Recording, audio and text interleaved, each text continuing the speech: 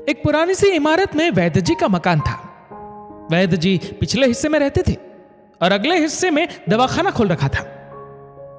उनकी पत्नी की आदत थी कि दवाखाना खोलने से पहले उस दिन के लिए आवश्यक सामान एक चिट्ठी में लिखकर दे देती थी। वैद्य जी गद्दी पर बैठकर पहले भगवान का नाम लेते, फिर वह चिट्ठी खोलते।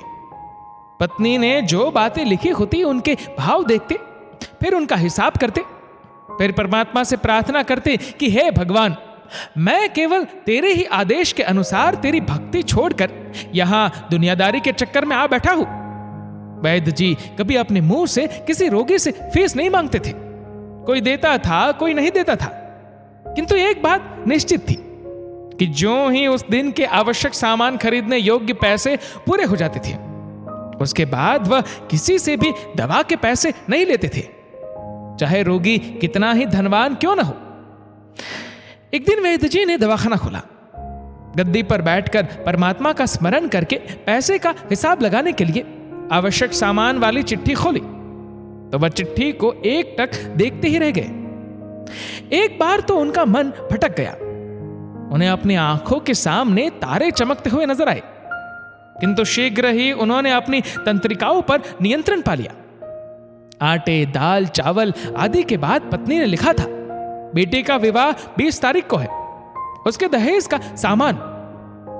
कुछ देर सोचते रहे, फिर बाकी चीजों की कीमत लिखने के बाद दहेज के सामने लिखा, यह काम परमात्मा का है, परमात्मा जाने। 1-2 रोगी आए थे, उन्हें वैद्य जी दवाई दे रहे थे। इसी दौरान एक बड़ी सी कार उनके दवाखाने के सामने आकर रुकी।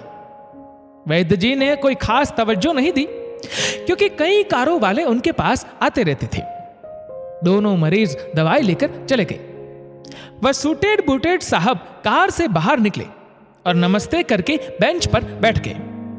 वैद्य जी ने कहा कि अगर आपको अपने लिए दवा लेनी है तो इधर स्टूल पर आए ताकि आपकी नाड़ी देख लूं, और अगर किसी रोगी की दवाई लेकर जाना है तो बीमारी की स्थिति का वर्णन करें।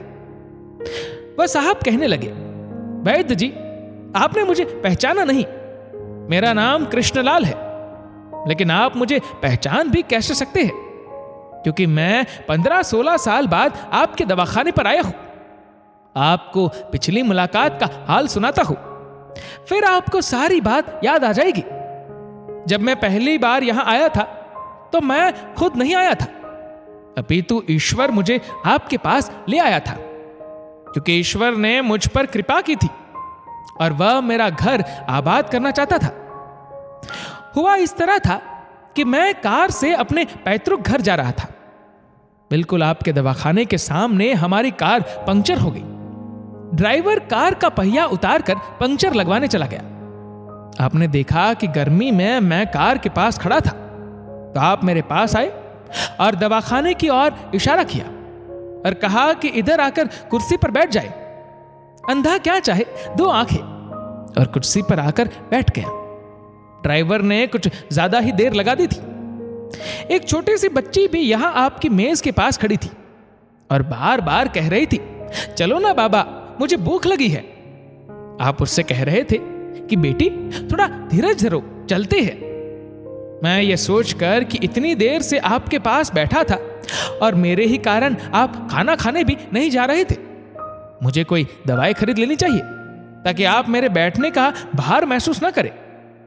मैंने कहा, वैद्य जी, मैं पिछले 5-6 साल से इंग्लैंड में रहकर कारोबार कर रहा हूं। इंग्लैंड जाने से पहले मेरी शादी हो गई थी, लेकिन अब तक बच्चे के सुख से वंचित हूं। यहां भी इलाज कराया और वहां इंग्लैंड में भी, लेकिन किस्मत में निराशा के सिवा और कुछ नहीं दिया। आपने कहा था, मेरे भाई, भगवान से निराश न हो, याद रखो कि उसके कोष में किसी चीज की कोई कमी नहीं है। आस, औलाद, धन, इज्जत, सुख, दुख, जीवन, मृत्यु सब उसी के हाथ में है। ये किसी वैद्य या डॉक्टर के हाथ में नहीं होता और न ही किसी दवा में होता है। जो कुछ होना होता है वह सब भगवान के आदेश से होता है। औलाद देनी है तो उसी ने देनी है। मुझे याद है आप बातें करते जा रहे थे और साथ साथ पुड़िया भी बनाते जा रहे थे। सभी दवा आपने 2 भागों में विभाजित कर 2 अलग अलग लिफाफों में डाली थी और मुझसे पूछकर आपने एक लिफाफे पर मेरा और दूसरे पर मेरी पत्नी का नाम लिखकर दवा उपयोग करने का तरीका बताया था। मैंने तब बेदिली से वह दवाई ले ली थी, क्योंकि मैं सिर्फ कुछ पैसे आपको देना चाहता था। लेकिन जब दवा लेने के बाद मैंने पैसे पूछे तो आपने कहा था बस ठीक है। मैंने जोर डाला तो आपने कहा कि आज का खाता बंद हो गया है। मैंने कहा मुझे आपकी बात समझ नहीं आई। इसी दौरान वहां एक और आदमी आया। उसने हमारी चर्चा सुनकर मुझे बताया कि खाता बंद होने का मतलब यह है कि आज के घरेलू खर्च के लिए जितनी राशि वैद्य जी ने भगवान से मांगी थी वह ईश्वर ने उन्हें दे दी है। अधिक पैसे वे नहीं ले सकते। मैं कुछ हैरान हुआ और कुछ दिल में लज्जित भी कि मेरे विचार कितने निम्न थे और यह सरल चित्त वैद्य कितना महान है। मैंने जब घर जाकर पत्नी को औषधि दिखाई और सारी बात बताई तो उसके मुंह से निकला वो इंसान नहीं कोई देवता है और उसकी दी हुई दवा ही हमारे मन की मुराद पूरी करने का कारण बनेगी। आज मेरे घर में 2 फूल खिले हुए हैं। हम दोनों पति पत्नी हर समय आपके लिए प्रार्थना करते रहते हैं। इतने साल तक कारोबार ने फुर्सत ही न दी कि स्वयं आकर आपसे धन्यवाद के 2 शब्द ही कह जाता। इतने बरसों बाद आज भारत आया हूं और कार केवल यही रोकी है। वैद्य जी, हमारा सारा परिवार इंग्लैंड में सेटल हो चुका है। केवल मेरी एक विधवा बहन अपनी बेटी के साथ भारत में रहती है। हमारी भांजी की शादी इस महीने की 21 तारीख को होनी है। न जाने क्यों जब जब मैं अपनी भांजी के भात के लिए कोई सामान खरीदता था तो मेरी आंखों के सामने आपकी वह छोटी सी बेटी भी आ जाती थी और हर सामान मैं दोहरा खरीद लेता था। मैं आपके विचारों को जानता था कि संभवतः आप वह सामान न ले, किंतु मुझे लगता था कि मेरी अपनी सगी भांजी के साथ जो चेहरा मुझे बार बार दिख रहा है वह भी मेरी भांजी ही है। मुझे लगता था कि ईश्वर ने इस भांजी के विवाह में भी मुझे भात भरने की जिम्मेदारी दी है।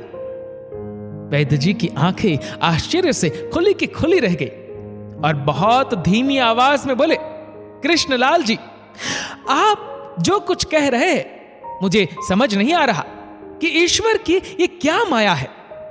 आप मेरी श्रीमती के हाथ की लिखी हुई ये चिट्ठी देखिए। और वैद्य जी ने चिट्ठी खोलकर कृष्णलाल जी को पकड़ा दी। वहां उपस्थित सभी ये देखकर हैरान रह गए कि दहेज का सामान के सामने लिखा हुआ था, ये काम परमात्मा का है, परमात्मा जाने। कांपती सी आवाज में वैद्य जी बोले, कृष्णलाल जी, विश्वास कीजिए कि आज तक कभी ऐसा नहीं हुआ कि पत्नी ने चिट्ठी पर आवश्यकता लिखी हो और भगवान ने उसी दिन उसकी व्यवस्था न कर दी हो। आपकी बातें सुनकर तो लगता है कि भगवान को पता होता है कि किस दिन मेरी श्रीमती क्या लिखने वाली है, अन्यथा आपसे इतने दिन पहले ही सामान खरीदना आरंभ न करवा दिया होता परमात्मा ने। वाह भगवान वाह, तू महान है, तू दयावान है। मैं हैरान हूं कि वह कैसे अपने रंग दिखाता है। वैद्य जी ने आगे कहा, मैंने जीवन में सिर्फ एक ही पाठ पढ़ा है कि सुबह परमात्मा का आभार करो, शाम को अच्छा दिन गुजरने का आभार करो, खाते समय उसका आभार करो, सोते समय उसका आभार करो। दोस्तों, आपकी इस वीडियो के बारे में क्या राय है नीचे कमेंट करके जरूर बताएगा। और दोस्तों, अगर आपको वीडियो अच्छा लगा हो तो इस वीडियो को लाइक करेगा, शेयर करेगा ज्यादा से ज्यादा लोगों तक, और ऐसे ही और भी स्पिरिचुअल कहानियों को सुनने के लिए सब्सक्राइब करें हमारे यूट्यूब चैनल को और फेसबुक पर फॉलो करें हमारे पेज को। धन्यवाद।